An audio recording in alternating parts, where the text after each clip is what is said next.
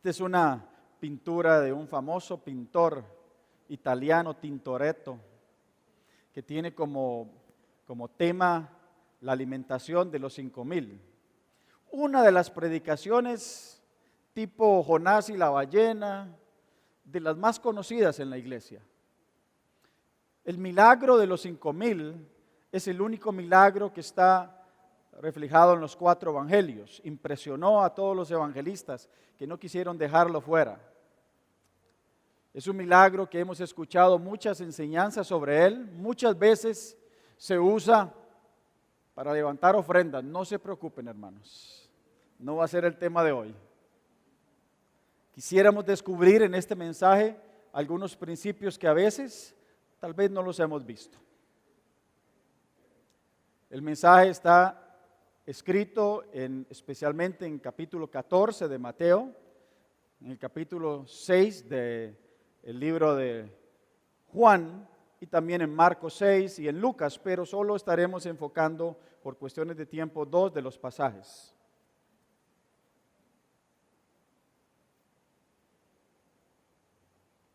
Voy a usar el celular para el pasaje bíblico, porque aún no me ha dado el Señor una tablet. Estoy orando, ayúdame con eso, mis hermanos.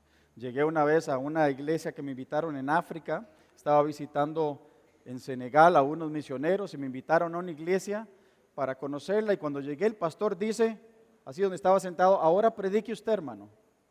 Yo dije, no, hermano, tranquilo. Yo sentí, conociendo un poco la cultura, que era un acto de amabilidad para invitarme. Le dije, no, hermano, tranquilo, predique usted. Pero ¿sabe qué era lo que me daba pena? Que yo no llevaba Biblia, solo llevaba el celular. Era una iglesia africana, en un lugar sencillo, y yo dije, se va a ver muy feo que este misionero extranjero saque una Biblia de celular para predicar. Va a parecer un poco pomposo y no quiero, me da vergüenza. El hermano volvió a insistir, no, predique. Yo le dije, no, pastor, usted seguramente preparó el mensaje, predique usted. ¿Está seguro? En Uzbekistán tenían que repetir 3 veces una invitación para que usted pueda desecharla, así que cuando él cumplió la tercera, yo dije, no, hermano, él de verdad igual ahí dijo, ok, yo voy a predicar. La razón era esa. Yo decía, me imaginaba frente a los hermanos africanos ahí, yo sacando el celular ahí como, ¿quién se cree verdad? Entonces el pastor pasa adelante, mis hermanos, abre una gavetita del púlpito y saca una tablet para enseñar ese día. Yo ni tablet tenía y el hermano pastor africano tenía tablet. ¿Qué cosas? Vamos a leer el pasaje de Mateo 14, pero quiero antes de leerlo contarles una historia. Cuando yo tenía 13 años, tuve la oportunidad de ir a ver una película que estaba de moda y yo tenía muchas ganas de verla. Solamente los hermanos que tienen de 40 y resto para arriba van a recordarse de esa famosa película. Esa película se llamaba Grease, Vaselina, cuando John Travolta era flaco, con John Travolta y Olivia Newton. Un hit en la época. Después de Fiebre el sábado por la noche salió esta película y todo el mundo quería verla, un musical.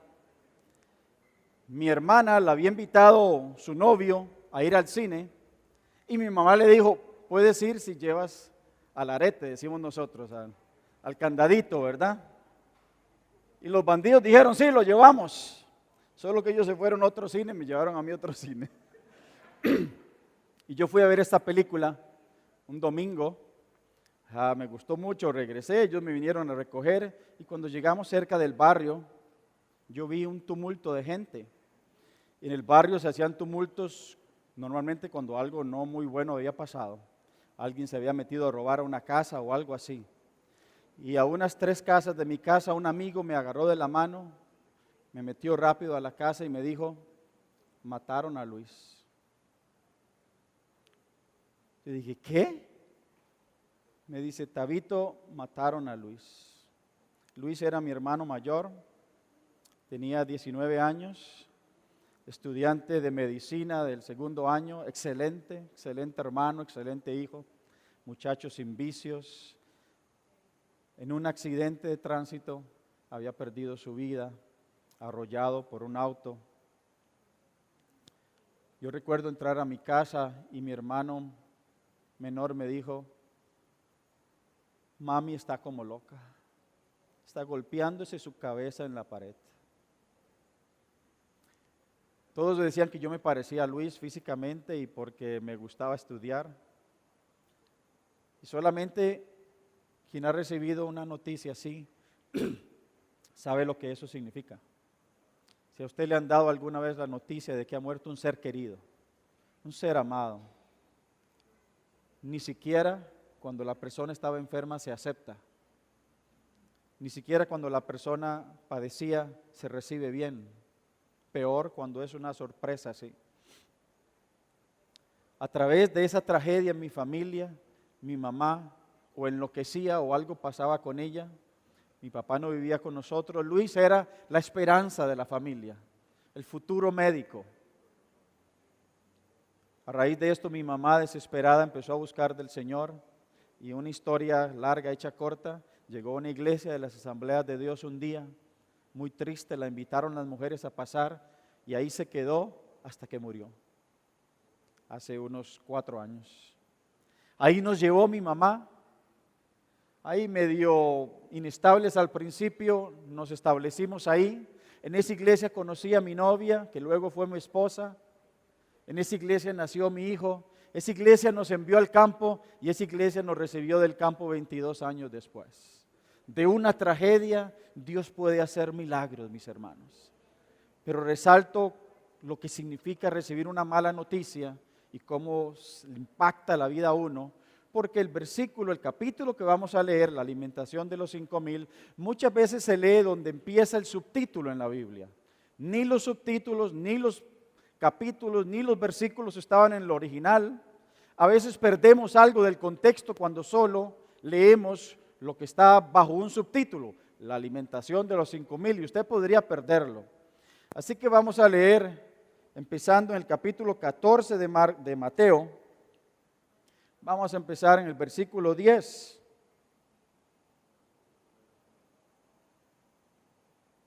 No exactamente donde está la alimentación de los 5,000.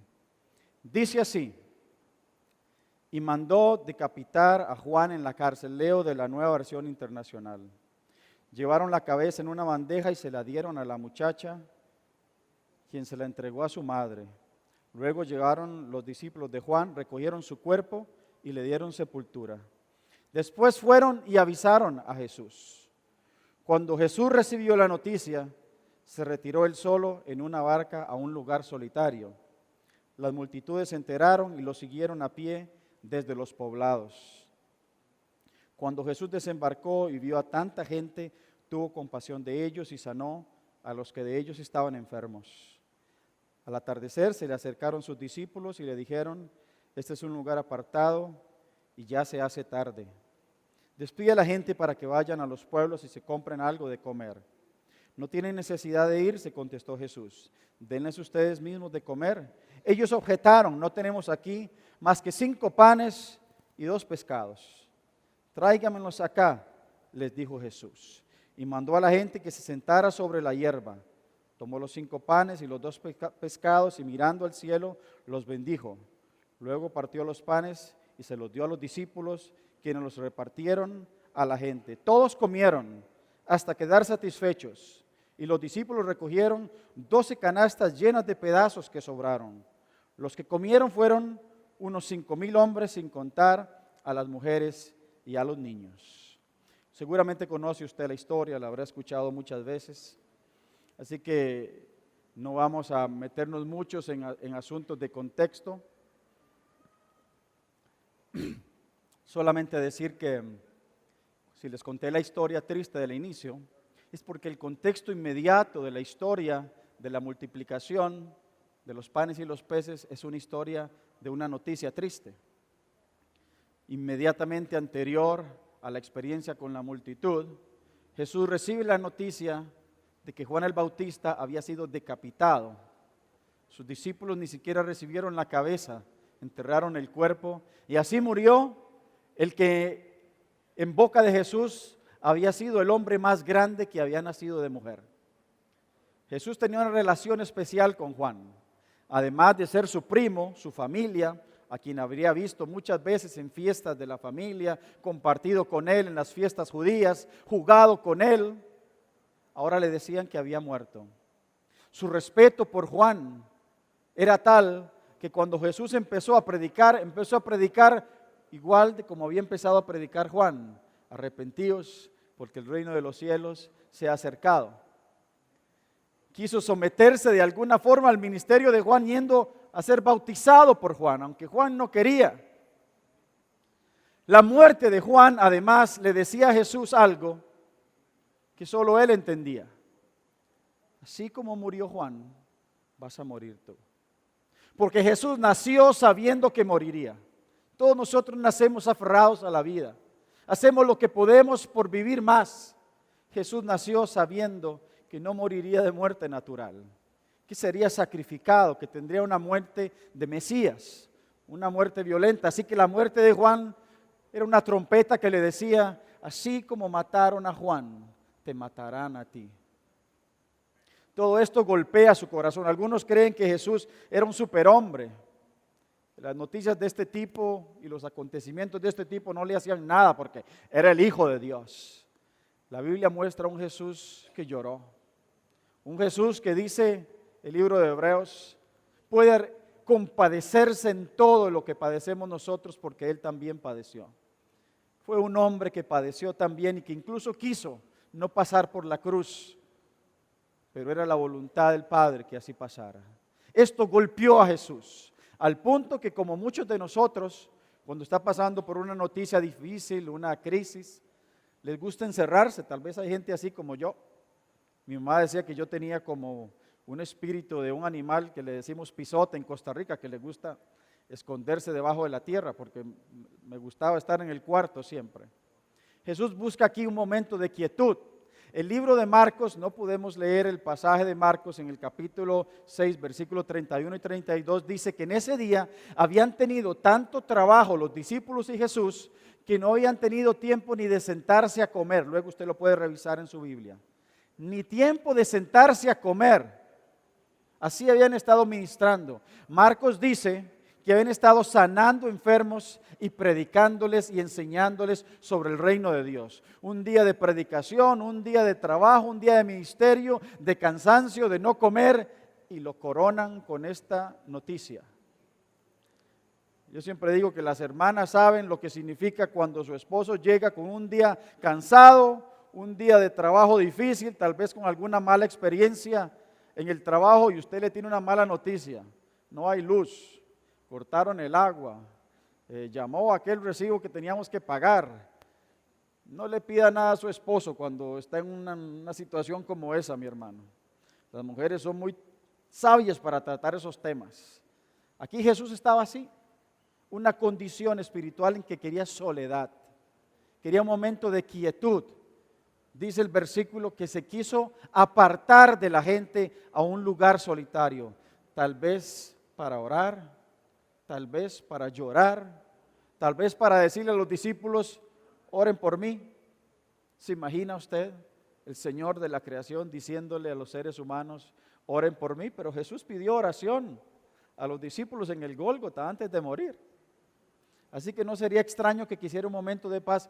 Y yo lo entiendo. ¿Lo entiende usted?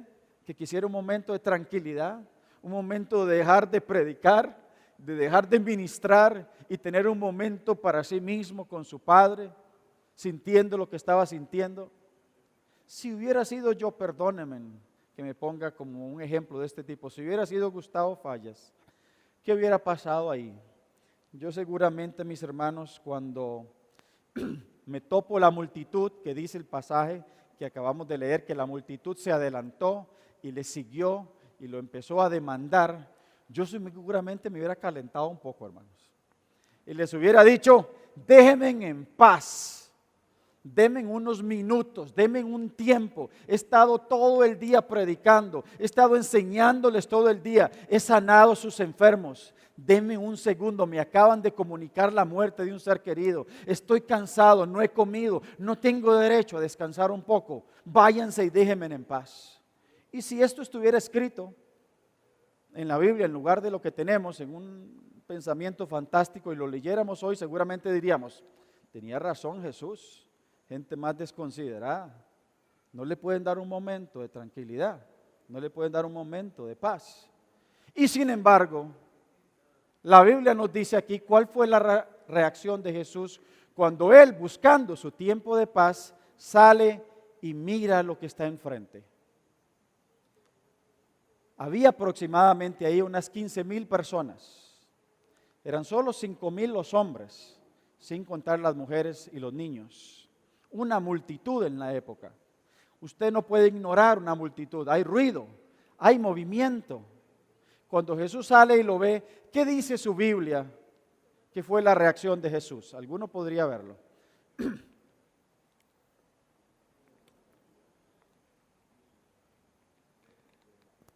¿Qué dice mi hermano?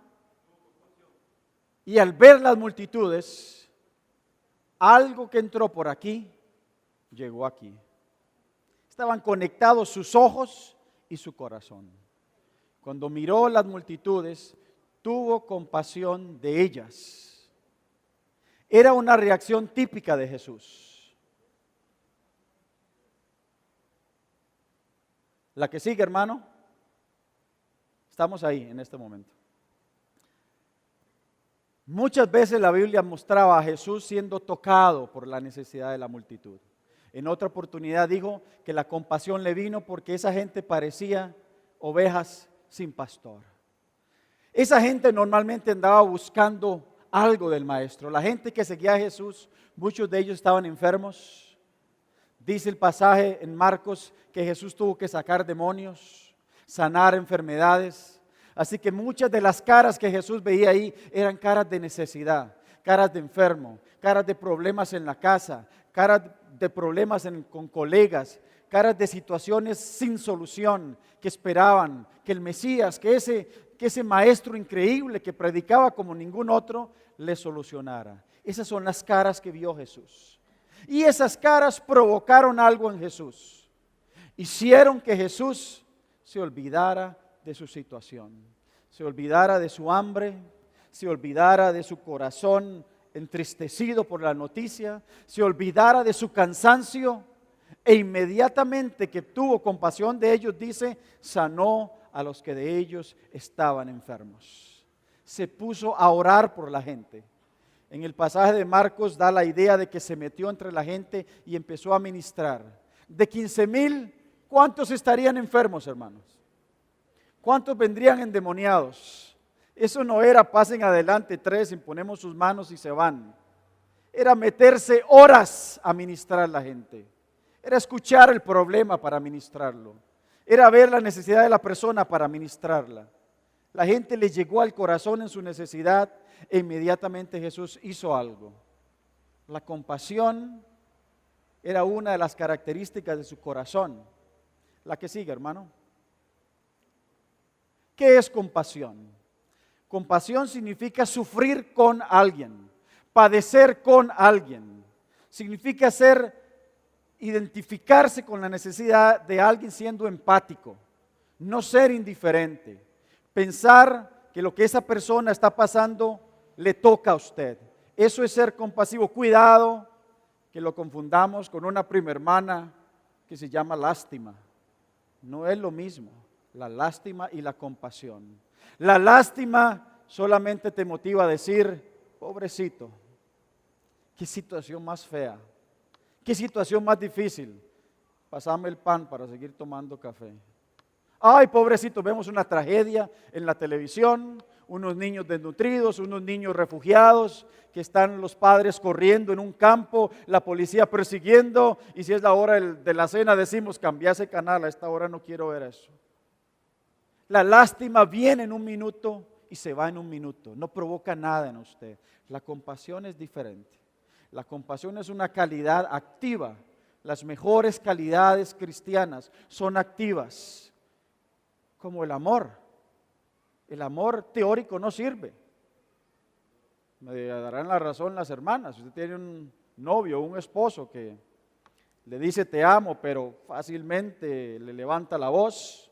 no es considerada con usted, no coopera en la casa, a veces hasta la mano le ha levantado, y que le diga te amo, ¿cómo lo sienten ustedes? Usted le dice, mejor cállate, ni me digas nada si no lo acuerpas con lo que haces en la casa siempre. Porque el amor teórico no sirve. El amor del Padre fue práctico. De tal manera amó Dios al mundo que dio. No dijo, mundo, cómo te amo, mundo, qué lindo que eres, mundo, cómo me gustaría hacer algo por ti. Amó y dio lo que más amaba, su Hijo unigénito. El amor de Dios es activo, no es teórico. Cuando amó, entregó a su Hijo. Como la fe que Santiago dice, no digan que tienen fe, si esa fe en ustedes no se muestra en obras. No es que las obras salven. Los cristianos reformados después de la reforma, todos nosotros sabemos eso. Pero la fe verdadera produce obras. Hemos tenido un error los cristianos de cómo rechazamos la idea de ser salvos por obras, a veces no nos importan las obras. Cuidado, hermanos, cuidado. Dios nos salvó por fe y nos preparó para buenas obras, las cuales Él predestinó de antemano para que anduviésemos en ellas. Lea todo el pasaje de Efesios, no solo la primera parte. Dios quiere que hagamos obras, no para ser salvos, sino porque somos salvos, y esas obras son el fruto de nuestra salvación. La fe sin obras es muerta. La compasión sin acción para acercarse y ayudar tampoco servía. Solo sentir algo en el corazón y no hacer nada por ellos no servía. Por eso Jesús, cuando se compadece, se mete a ministrar y se olvida de su vida y sus necesidades. Qué fácil los seres humanos nos concentramos solo en nosotros mismos. Tenemos hasta proverbios que dicen, por ejemplo, tal vez compartimos algunos en todo Centroamérica, algunos son de origen español. Ande yo caliente. ¿Han oído ese proverbio? Ande yo caliente y ríase la gente. Es de España. Mientras yo esté tranquilo, ¿qué me importa lo que la gente haga? Tenemos un proverbio que dice, primero mis dientes y después mis parientes. Mi mamá me decía cuando yo era un adolescente, llegaba, abría la refri y lo que había en la refrigeradora yo lo ejecutaba. Y llegaba mi mamá y me decía, qué raro vos, primero yo, segundo yo y si queda algo yo. Me había comido hasta lo de mis hermanos. Ese es el corazón normal del ser humano. El egoísmo está en el corazón del ser humano. Pensar en otros, ayudar a otros, no nos sale normalmente. No es algo a lo que a usted le dan ganas como le dan ganas de comer o de dormir. Normalmente es algo contra nuestra naturaleza. Aquí la reacción de los discípulos que vamos a ver, que ustedes pueden ver ahí, les va a mostrar el corazón del hombre. Cuando los discípulos vieron a la multitud que Jesús estaba ministrando, ¿qué le dijeron a Jesús?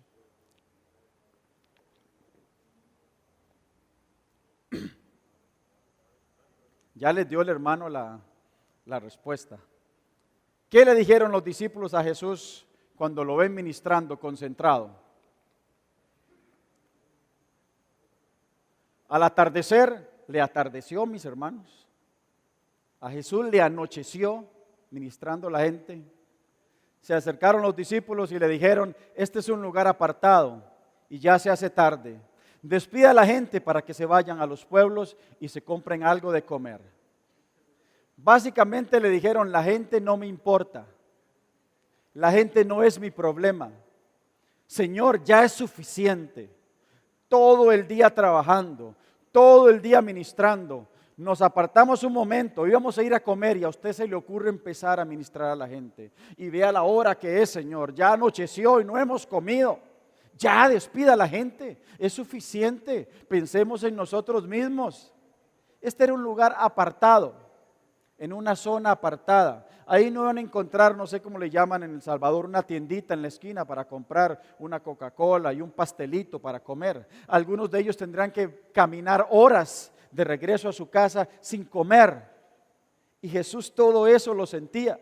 Los discípulos dijeron, la gente, que cada uno se salve como pueda. Que a cada uno escape por su vida. Nosotros tenemos hambre, nosotros tenemos nuestra necesidad y nada hay que enceguezca más los ojos y el corazón, incluso de un creyente, que cuando se fija en sus necesidades, que cuando se concentra en su estómago, que cuando no tiene ojos nada más que para las cosas que él necesita. Ahí no le pidas que ayude a los demás. Yo no tengo ni para llegar al fin de semana, no me pidan por los demás. No me pidan que me involucre en evangelizar, yo tengo mis problemas. No me pidan que me involucre en misiones, ni me alcanza la plata. No me pidan porque yo. Despide a la multitud. ¿Quiénes eran estos? Estos eran los supuestos seguidores que continuarían el ministerio de Jesús con la gente. El ministerio de Jesús era con la gente. Pero estos rechazaron lo que Jesús los había, para lo que Jesús los había reclutado. No nos lleves a este nivel con la gente, pensemos en nosotros. Yo los escogí para ser pescadores. Yo los escogí para que me imitaran. Me están viendo lo que estoy haciendo y ustedes no me imitan. Están viendo que estoy ministrando a la gente y ustedes están viendo desde lejos pensando, tenemos hambre, tenemos hambre, tenemos hambre. Tenemos necesidades. Ya párale, Jesús. Despide la multitud. Y Jesús es inflexible cuando tiene que ser inflexible. Directamente les dice, ¿cómo que despida la multitud? Ellos no tienen por qué irse con hambre. No les importa la vida de la multitud. No les importan sus necesidades. Aquí hay ancianos, aquí hay mujeres con niños cargándolos. Esta gente se cansó llegando hasta acá. Van a desfallecer volviendo horas de camino en lugares desiertos. Y a ustedes no les importa.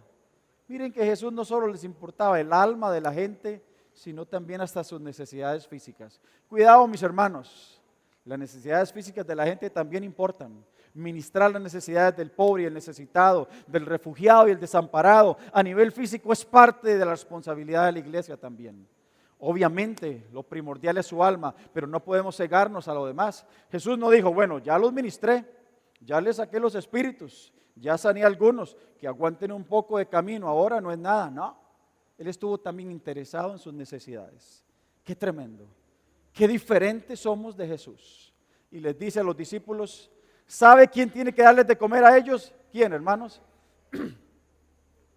¿Quién tiene que darles de comer? Usted. Usted que me dijo, Señor, despídelos, venga para acá. Usted es responsable de que la gente coma. Yo lo escogí a usted para que la gente recibiera según sus necesidades. No me venga a decir, no es cosa mía. Para eso te escogí. Para eso estás en mi equipo. Para eso eres mi discípulo. Bástale al discípulo ser como su maestro. Imítame. Yo no quiero teóricos. Yo no quiero teólogos. Yo no quiero gente que solo les llega hasta aquí. Cuando Jesús vio a la multitud, lo que vio pasó a su corazón. Cuando los discípulos vieron a la multitud, no les importó. Y le dijeron al Señor, despídelos.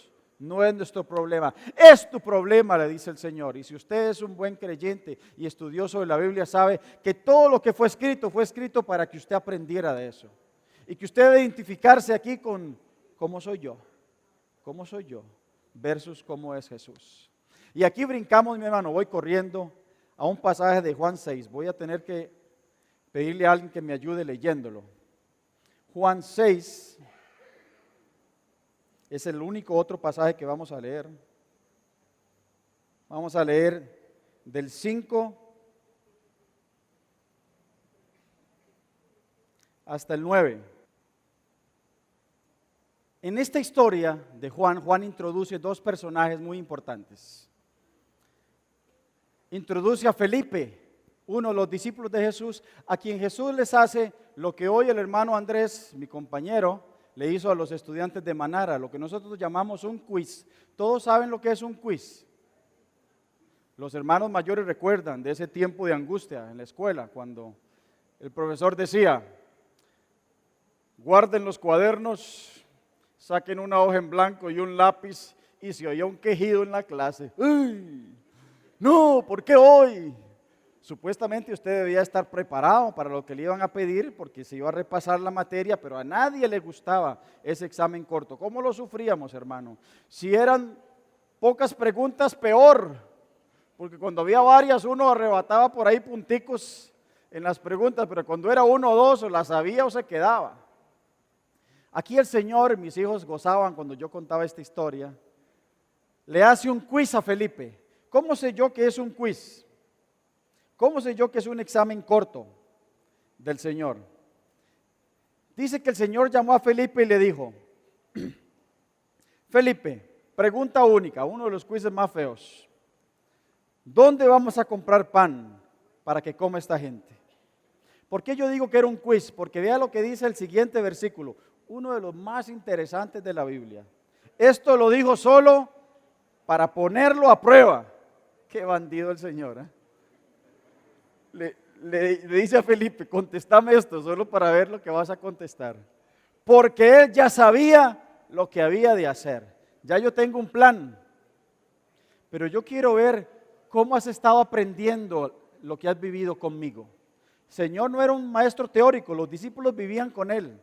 A ver si nosotros los líderes cristianos podríamos tener la capacidad de enseñar gente que vive con nosotros, que ve cómo nos comportamos en la casa, en todo lado. No es tan fácil como estar a veces alejado. Aquí el Señor había preparado a Felipe. Yo creo que Felipe estaba preparado para dar una buena respuesta. ¿Qué sería una buena respuesta? Yo creo que una buena respuesta sería, Señor, aquí hay 15,000 viejos, muertos de hambre todos, y aquí no hay nada para darles de comer, pero ni que les diéramos el salario de cuánto dice Felipe después, ni con el salario de 8 meses. O sea, 8 meses de pan, mis hermanos, 8 meses. Si usted va a una panadería a comprar lo que usted de salario de 8 meses en pan, eso es un buen poco de pan. Pero ni con eso alcanzaría. El Señor le hace una pregunta a Felipe, que si usted ve el contexto, Felipe, alimentemos la multitud, sabiendo que el lugar es desierto, sabiendo que tal vez no hay suficiente. Jesús ya estaba pensando en un milagro, en una salida espiritual según su poder, y esperaría que Felipe le dijera, maestro, o sea, no hay suficiente para darle comer a esta gente, creo que es imposible, pero yo te he visto a ti haciendo milagros, yo te he visto a ti dándole vista a un ciego, yo te he visto a ti levantando un muerto. Si tú tienes poder para hacer esos milagros, tú podrías hacer un milagro aquí. Ay, mi hermano, si Felipe hubiera contestado así. Yo me imagino a Jesús agarrándolo, abrazándolo y diciéndole, prueba superada, Felipe. Has aprendido. Sabes quién está parado enfrente tuyo. No es que tú pudieras hacer algo. La respuesta correcta es que dijeras que yo podía hacer algo. Sabes quién soy. Pero Felipe contestó, mis hermanos, en lugar de con la fe, sacó la calculadora. Dijo, tantos señores y señoras, cuánto de pan para cada uno. Ni siquiera con el salario de 8 meses podríamos alimentar a toda esta multitud. Eran 15,000 personas. Una vez pregunté en una iglesia, ¿cuántos panes y cuántos peces necesitaba el Señor para alimentar a la multitud? Más o menos. Y una persona que seguro era maestro de matemáticas se levantó y dijo, 8,000 panes, 5,000 peces, dividimos el pan la mitad, metemos mitad. No sé de dónde sacó ese cálculo, mi hermano, pero tremenda exactitud. ¿Cuántos panes necesitaría el Señor para hacer ese milagro? Les hago el quiz a ustedes. Eran 15,000 personas. ¿Qué necesitaba el Señor? ¿Cuántos panes necesitaba el Señor para alimentar a esa multitud? Que le trajeran ¿cuántos panes? ¿Alguien tiene una respuesta? ¿Cuántos? 7,500. Este es el tipo de respuesta de matemático. ¿Alguien tiene otra respuesta? Yo le voy a decir cuántos panes y cuántos peces necesitaba el Señor para alimentar a esa multitud. 0. Era un milagro. Igual era que le trajeran 500 panes para 15,000, o que le trajeran 10, o que le trajeran 100. Era un milagro que Jesús sabía que iba a hacer. El mismo milagro pasaba con 5 panes, con 10 panes, con 15 panes, o con 2 peces, o con 4 peces, o con 1,000 peces. era algo que sobrepasaba los límites naturales y entraba en el campo de los milagros. Jesús sabía lo que había de hacer. El milagro que él iba a hacer ya él lo sabía. Y entonces uno de los discípulos dice, yo fui a buscar quién tenía pan. Y me encontré a un muchacho, mis hermanos, aquí llegamos al corazón de la historia. Me encontré a un jovencito, seguramente un adolescente. Seguramente vendría solo, porque en la cultura judía, si sus padres hubieran estado con él, se hubiera mencionado a sus padres y no a él. Un adolescente en la cultura judía, como en las culturas asiáticas, no vale, su opinión no vale. En Uzbekistán le dicen a los solteros, cállese, hasta que se case tiene usted una opinión. Mientras no esté casado, no opine. Aquí este jovencito, dice Andrés, yo me encontré un jovencito que tenía, ¿qué tenía, mis hermanos? ¿Cuántos? 5 panes y no 2 peces, 2 cositas así, mis hermanos. Yo me imagino que su mamá, él le dijo un día, permítame el atrevimiento de hacer fantasía, él le dijo, mamá, el maestro aquel Jesús está por el pueblo, me gustaría ir a escucharlo, me gustaría ir. Y la mamá le dijo, es lejos, hijo, está lejos. Y le dice, mamá, pero yo quiero ir. Y él le dijo, anda, tené cuidado y mira, te voy a dar este pan y estos peces. Pero cuando nosotros vemos el pasaje nos damos cuenta de que hay algo diferente ahí. Hermanos, si ustedes no son extraños me van a decir, ¿con qué se hace el pan? ¿Con qué hacemos el pan? Con harina, y la harina es de... Pero aquí no era harina de trigo. Aquí era harina de cebada. Entonces yo estudié el pasaje. ¿Qué es esto de panes de cebada? En Jerusalén los judíos también hacían su pan de trigo. Pero las familias pobres, las familias muy pobres, no tenían dinero para comprar trigo. Y hacían su pan de lo mismo que el judío usaba para alimentar sus burritos, su ganado, sus animales, de cebada. La cebada era el pan de los pobres. Este no era un muchacho rico, este era un pobre, a quien su mamá le había dado 2 pececillos y 5 panes de pobre para que comieran el camino. Y me imagino que él, cuando le llegara el hambre, la mamá le dijo, ahí te haces a un ladito, hijo, buscas un río, sanduchito de pescado, agua de río, y ahí la pasás hasta que volvás a casa. Pero cuando Andrés anduvo preguntando, ¿quién tiene algo? El maestro necesita algo. ¿Sabe cuánta gente compartió? ¿Sabe cuánta gente dio lo que traía? Yo me resisto a creer que solo ese muchacho trajera pan. Me resisto a creer que era el único que traía algo de alimento. Yo creo que la gente, cuando Andrés pasó y dijo, ¿quién tiene panes? ¿Quién tiene peces? ¿Quién tiene algo de comer para compartir con los demás? La gente vio y dijo, no, hombres, con este poquito no vamos a alimentar a nadie, mejor uno bien comido que un montón sin comer. Y guardó su pan.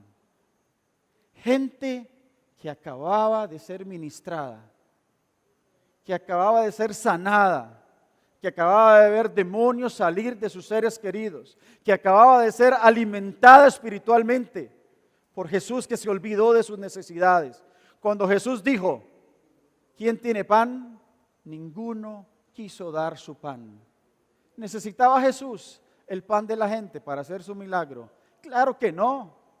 ¿Por qué lo pidió? Lo pidió porque Dios siempre quiere darnos la oportunidad de que compartamos con Él en sus milagros y en su obra.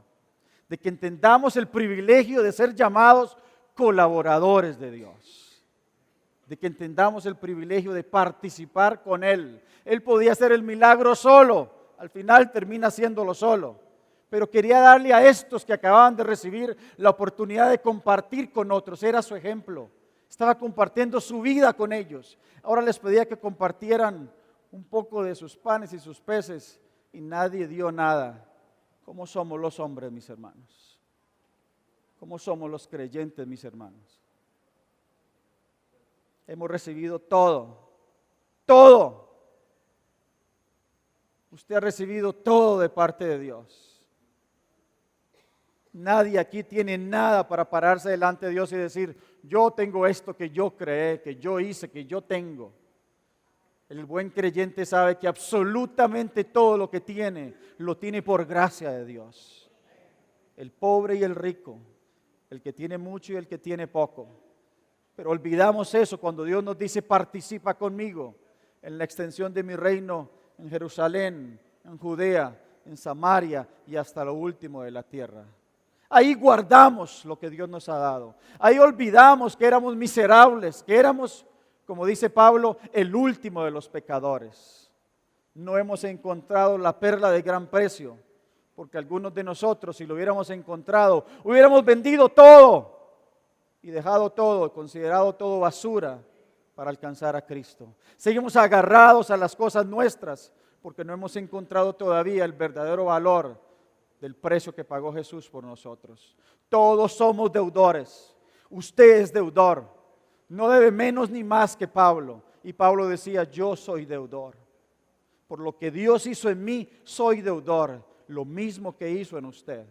Estos no dieron nada, pero ese joven pobre, cuando escuchó que pasaron pidiendo lo que tenían, sacó sus panecitos de cebada y sus pescados y los entregó a Andrés.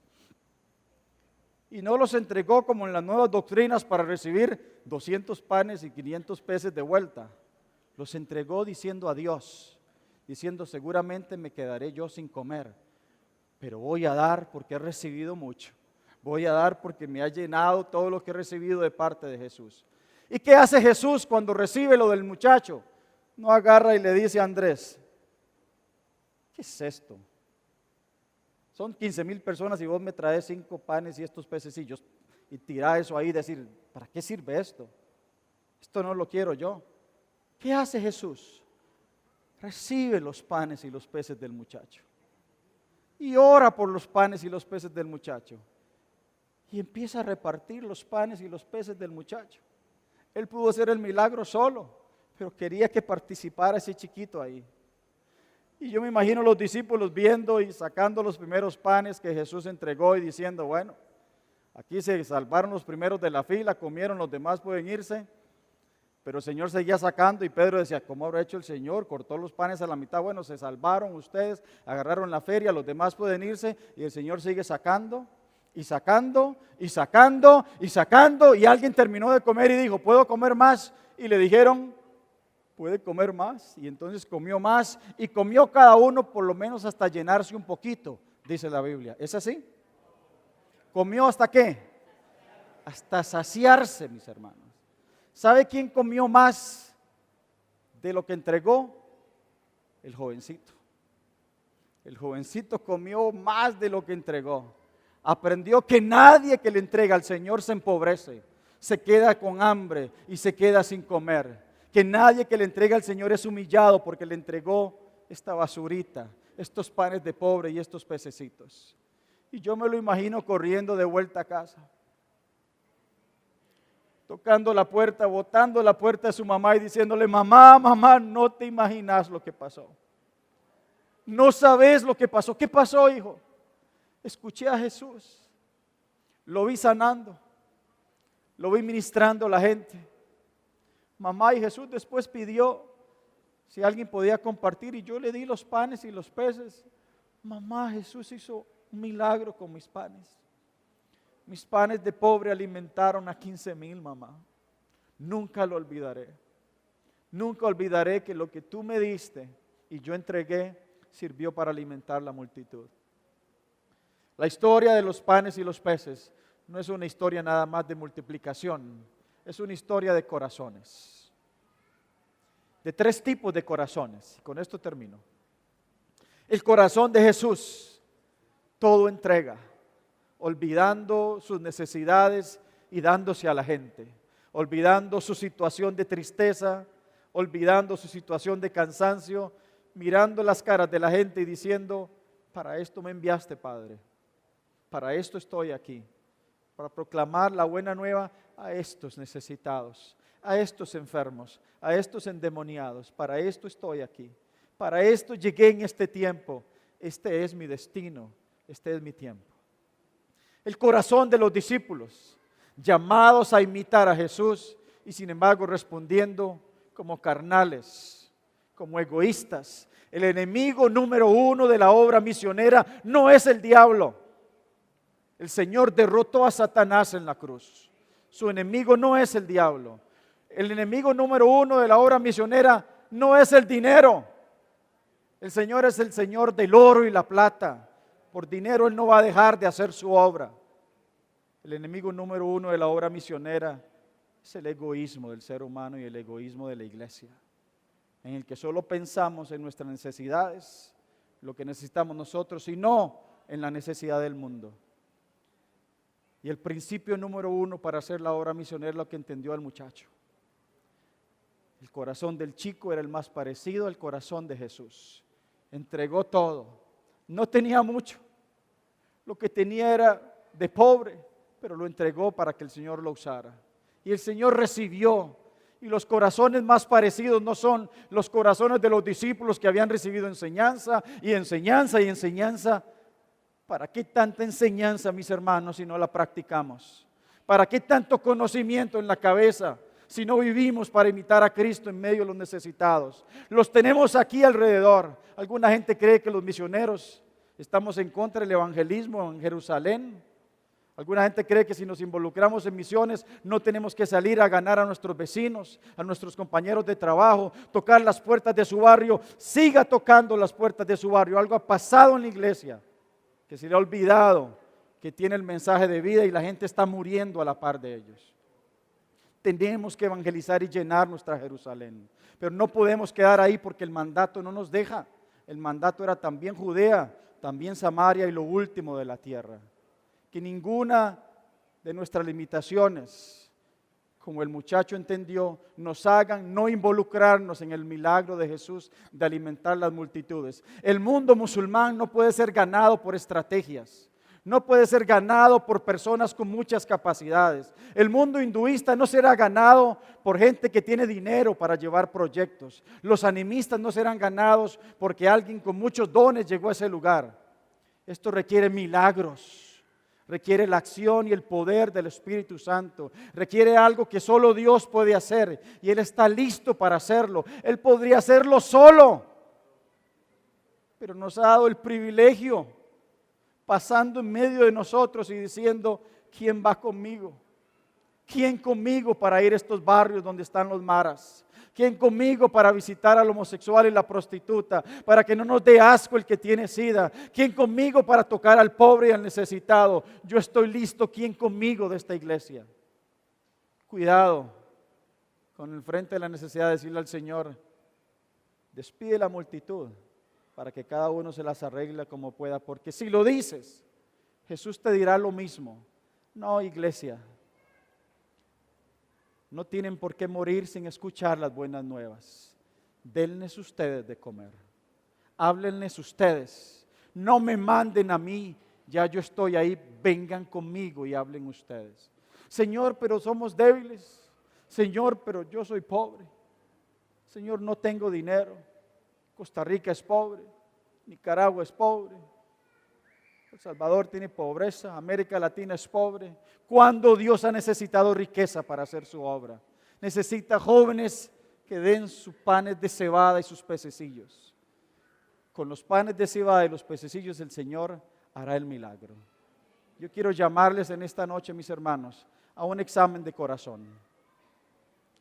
¿Cómo está nuestro corazón cuando hablamos de las multitudes, las que están cerca y las que están lejos? ¿Lo dejamos para que sea tarea de otros? ¿Que otros les den de comer? Si es así, la palabra es para ti.